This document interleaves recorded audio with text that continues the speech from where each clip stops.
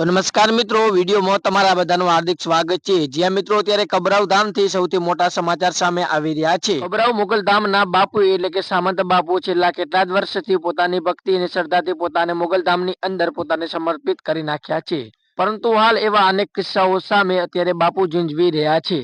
જેમાં સૌથી મોટો કિસ્સો એ છે કે તેમની પોતાની જ દીકરી કોઈ બુકી નામના વ્યક્તિ સાથે ભાગી અને લગ્ન કરી લીધા છે। સમાચાર અત્યારે સમગ્ર ગુજરાતની અંદર જોર પકડીને વાયરલ થયા છે। એની સામે બાપુએ કરેલી પ્રગતિ, નિષ્ઠા અને ભક્તિને ભૂલે લોકો પોતાની ટીકા ટિપ્પણી કરી રહ્યા છે। ત્યારે સામંત બાપુએ એક મોટો ખુલાસો કર્યો હતો, પરંતુ તેની સાથે સાથે સામંત બાપુએ એ પણ ખુલાસો કર્યો છે, હું જે રાજગાદી ઉપર બેઠો છું તેના ઉપરથી મને પાડવા એટલે કે ઉતારવા માટે લોકો ષડયંત્ર કરી રહ્યા છે।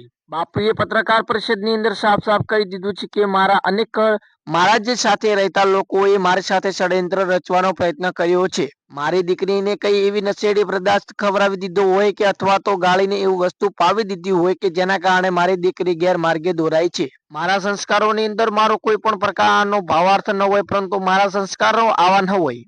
મારી દીકરી જો મારી સાથે આવું કરી શકતી હોય તો શું હું મારી દીકરીને ના સમજી શકું? જો હું બીજાની દીકરીને સમજાવી શકતો હોય તો શું હું મારી દીકરીને ન સમજાવી શકું? આવી રીતે બાપુ પોતાના વિચારો રજૂ કરતા પત્રકાર પરિષદની અંદર સાફ સાફ બોલ્યા હતા। રાજગાદી ઉપર મને પાડવાના મુખ્ય કારણો બે જ છે। એમાંનો સૌથી મોટો મુખ્ય કારણ એ છે કે જો હું રાજગાદી ઉપર રહેલા તમામ આવતા દાનના રૂપિયા હું લઈ લઉં। કારણ કે તમને ખબર ના હોય તો હું જણાવી દઉં કે સામંત બાપુ દાનના એક પણ રૂપિયો લેતા નથી ને ત્યાં મોગલધામની અંદર સાફ સાફ મનાય છે કે કોઈએ પણ દાન કરવું નહીં। સામંત બાપુનો બીજો પણ પ્રચાર છે કે કોઈ પણ દાન આપીએ તો આપણને જે પાપ લાગે છે, જે માટે આપણે દાન કરવું ન જોઈએ। આના કરતો ગાયોને પૂળા આપો કે ગરીબોને જમાડવું એ સૌથી મોટું દાન છે। કોઈ મંદિરની અંદર દાન આપવું નહીં। આના કારણે રહેતા કબરાવ ધામની અંદર રહેતા અનેક લોકોને આ વાત ખટકે છે અને આના કારણે તે બાપુને આ ગાદીથી ઉતારવામાં છે। બાપુએ પણ સાફ સાફ કહી દીધું કે આવનારો ઉત્તરાધિકારી મારો દીકરો દેશે। બાપુએ એમ પણ કીધું કે હું કોઈ આ હવાની અંદર વાત નથી કરતો, પરંતુ મારી માં મોગલ મને સપનામાં આવીને જે કહે છે એ હું સમગ્ર ગુજરાતના લોકો સાથે કહું છું।